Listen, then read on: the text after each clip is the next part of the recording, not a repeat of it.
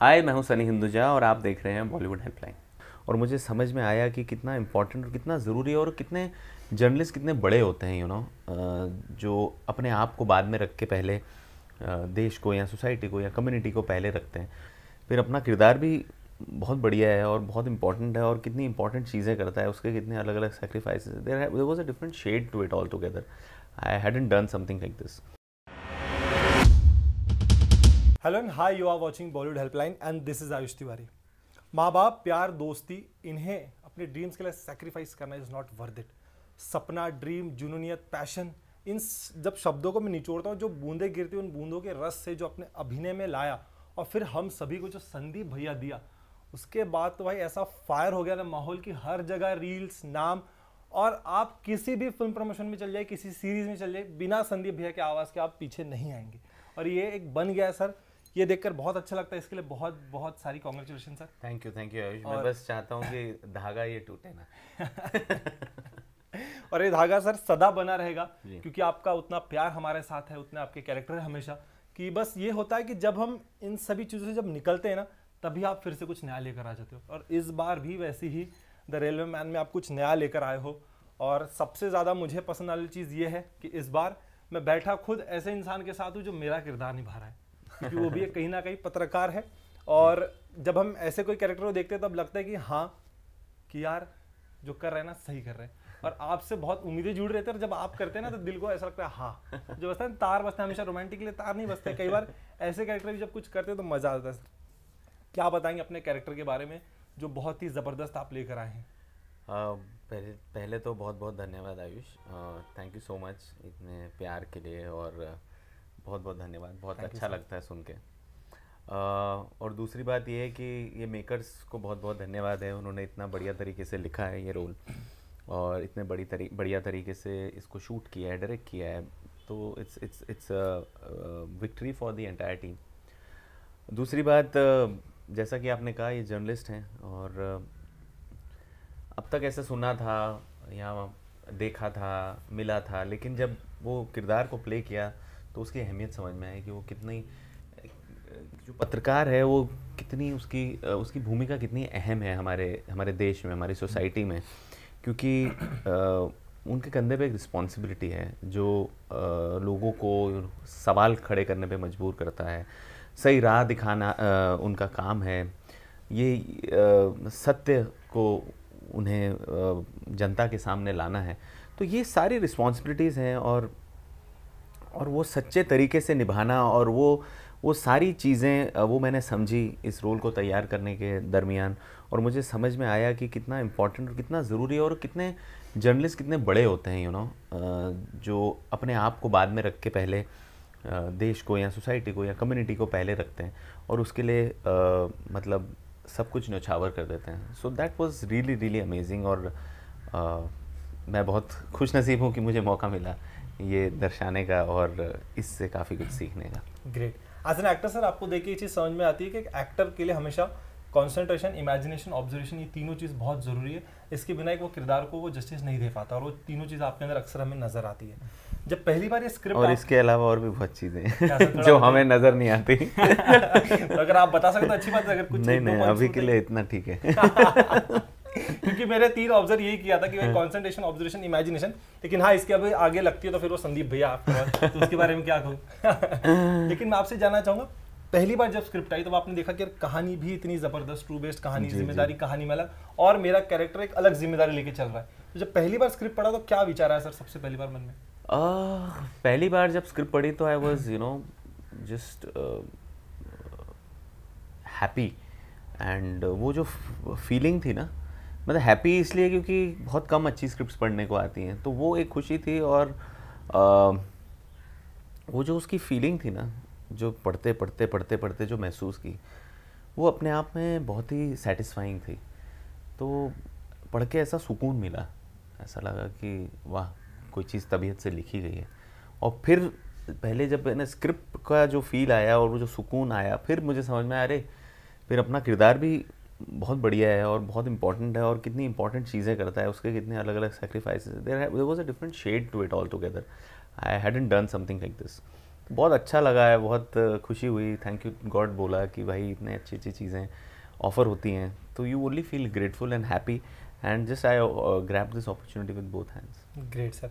अगर बात करें इस पूरे सीरीज़ की, तो इस सीरीज़ में आप जैसे मतलब आप के मेनन सर, देवेंद्र, ऐसे ऐसे बहुत सारे अन्य उम्दा कलाकार भी, लेकिन इन सभी में भी एक ऐसा बंदा है जो इस इंडस्ट्री में जुनियत लेकर आया कि भाई करना है, और पापा के नाम का जो झंडा है वो कभी नीचे नहीं गिरने देना, वो है हमारे नन्नादन बाबिल। उसके बारे में क्या बताना चाहेंगे, क्योंकि उन्हें देखते टाइम कहीं ना कहीं पापा की भी छवि नजर आती है, ऐसा लोगों ने अक्सर कहा है उस सीरीज को देखने के बाद। आप क्या क्या बताना चाहेंगे? आई थिंक बाबिल बहुत ही ज़्यादा अर्नेस्ट था और बहुत ज़्यादा ऑनेस्टी थी, और यू नो वो हम लोग सीन्स, हमारे कुछ कुछ सीन्स साथ में थे, एंड उसने अपने आप को पूरा न्यौछावर किया था, एंड वो ऐसे ही बोलता था कि यू नो कि बहुत सीखना है, बहुत ज़्यादा, and he was very mindful, बहुत अच्छे से करना चाह रहा था, एंड ही न्यू दैट लोगों को पता है कि अभी उसको कंपेयर किया जाएगा या वो रिस्पॉन्सिबिलिटी है, but he was also mature enough to understand कि ठीक है, वो चीज़ें एक जगह है, अभी अपना काम इम्पॉर्टेंट है, तो उसने वो फुल फोकस के साथ किया, and we had very good interactions और बहुत मज़ा आया साथ में काम करने में। ग्रेट। अगर बात करूँ सर आपके कैरेक्टर की, आपके ऊपर अगर देखा जाए फिल्मों की बात करूँ, तो कहीं ना कहीं किसी भी कहानी से आपके जुड़ने की कहीं ना कहीं एक वजह नजर आती है। इस कहानी से जुड़ने की क्या वजह थी? ये कहानी अपने आप में वजह थी, Okay. ये लोग अपने आप में वजह थे, ये प्रोडक्शन हाउस अपने आप में वजह था मतलब इसमें तो इसमें ना करने की कोई वजह नहीं थी। Okay great. सर ऐसा कभी आपको ऐसा महसूस हुआ कि यार मेरा ऑलरेडी लोगों में एक बहुत प्यार है, मेरे कैरेक्टर को लोग समझते हैं, जीते हैं, और फिर मुझे कोई कैरेक्टर निभाना, तो मेरे पास बहुत मतलब मैं अकेला नहीं, मैं 100 कंधों को लेकर अपने साथ चल रहा हूँ। तो एज एन एक्टर जब आप परफॉर्म करते हो, किस तरीके का आपका माइंड सेट होता है जब आपके पास में डायलॉग रेडी है, सब रेडी है, दैट एक्शन? देखिए, जब आप ये बोल रहे हैं कि इतने कंधों को लेके चल रहे हो, तो ये आप एक तरीके से रिस्पॉन्सिबिलिटी बोल रहे हो, लेकिन मेरे लिए रिस्पॉन्सिबिलिटी कोई प्रेशर नहीं है, रिस्पॉन्सिबिलिटी मेरे लिए मोहब्बत है, रिस्पॉन्सिबिलिटी मेरे लिए आश्वासन है, रिस्पॉन्सिबिलिटी मेरे लिए मोटिवेशन है।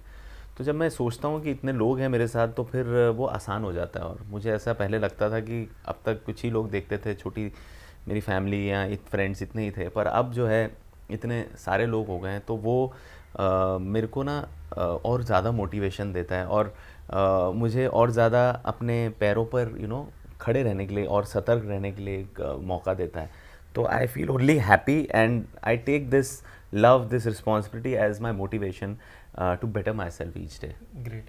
सर इन दिनों देखा गया कोविड के बाद से कहीं ना कहीं ऐसा हो गया कि भाई हमारा OTT प्लेटफॉर्म बहुत तेज़ी से आगे बढ़ने लगे, लेकिन कहीं ना कहीं फिर ऐसा लग गया यार अभी सिनेमा घर कहीं ना कहीं अलविदा ना हो जाए, लेकिन हाँ ये साल सिनेमा का रहा है। आपको क्या लगता है, ये OTT आने से कई प्लेटफॉर्म्स बढ़ भी गए, अपॉर्चुनिटीज़ बढ़ गई है, किस तरीके से लेते हैं सर आप इन चीज़ों को? देखिए, OTT जो आया है, OTT सिनेमा सब अपनी अपनी जगह अपना अपना काम कर रहे हैं, कोई एक दूसरे की जगह नहीं ले सकता।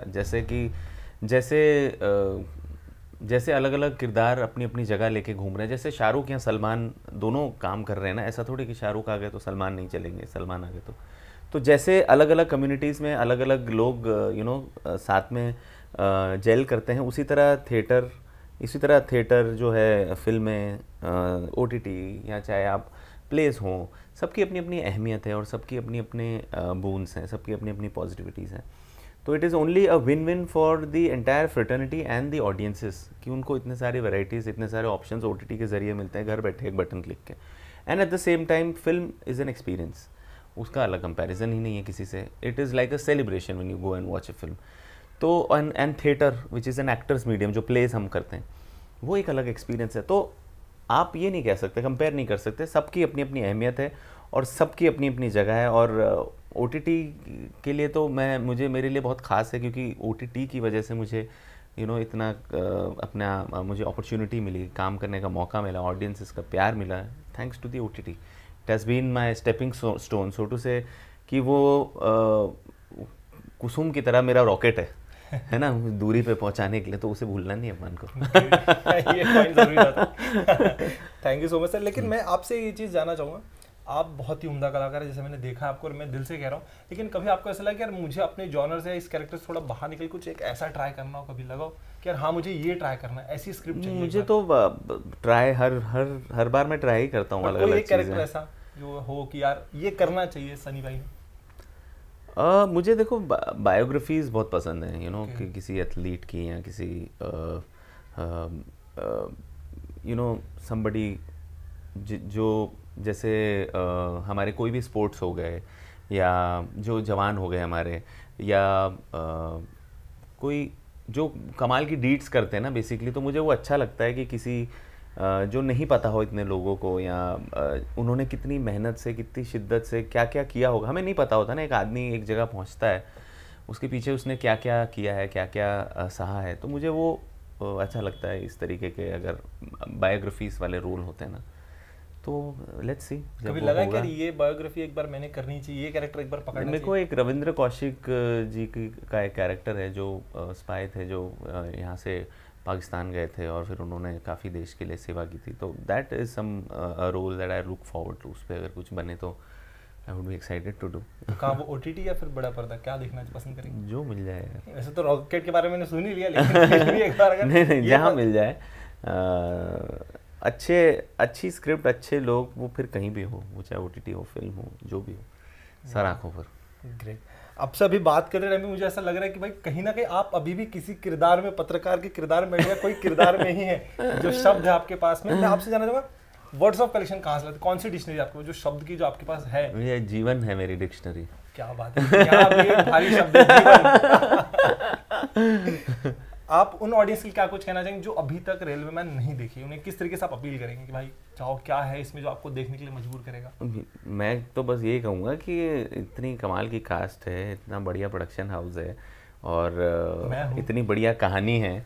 हाँ मतलब कास्ट में सब हम सब आ गए। तो देखिए, क्यों रुके हैं, किस लिए रुके हैं, और नेटफ्लिक्स पे है, प्लीज़ देखिए, मज़ा आएगा, आई एम श्योर। एंड आपकी जो स्पेशल ऑडियंस जो आपको इतना प्यार करे, जो आपके फैंस, उन्हें क्या मैसेज देना चाहेंगे कि इस बार जो धागा बोली था आपने, जो शुरुआत में वो धागा बना रहे, उसके बारे में क्या बताएंगे? फैंस को मैं क्या, किस बारे में, कि किरदार के बारे में? किरदार के बारे में कि ये कहना चाहूँगा कि देखो कि अगर आपने संदीप भैया देखा है, इतना प्यार दिया है, तो एक बार ज़रा जगमोहन कुमावत से भी रूबरू हो जाए। आई होप आपको मज़ा आएगा। क्या बात, बहुत अच्छा लगा सर, मुझे भी आपसे रूबरू करके। मैंने बहुत कुछ सीखा आपसे आज बैठ के। शायद मैं कभी ये सीरीज देखता या फिल्म देखता तो नहीं समझ पाता जितना आज इस जगह पर बैठ के सीखा हूँ। अरे बहुत बहुत धन्यवाद भाई। कहते हैं ना, दिल से कहता हूँ दैट वेरी टैलेंटेड है आप, मतलब समझता है कि चीज़ों से हाँ मज़ा आता है ऐसा काम करके। एंड मैं चाहूँगा कि आगे ऐसी भी आपकी सीरीज फिल्में आए, दुआ रखिए भाई, बस ऐसी चीज़ें होती रहें। Thank you so much sir हमसे बात करने के लिए। मिलेंगे किसी नए प्रोजेक्ट के साथ और फिर कुछ नए शब्द लेके जाऊँगा आपसे। Thank you so much sir for रूबरू। Thank you sir.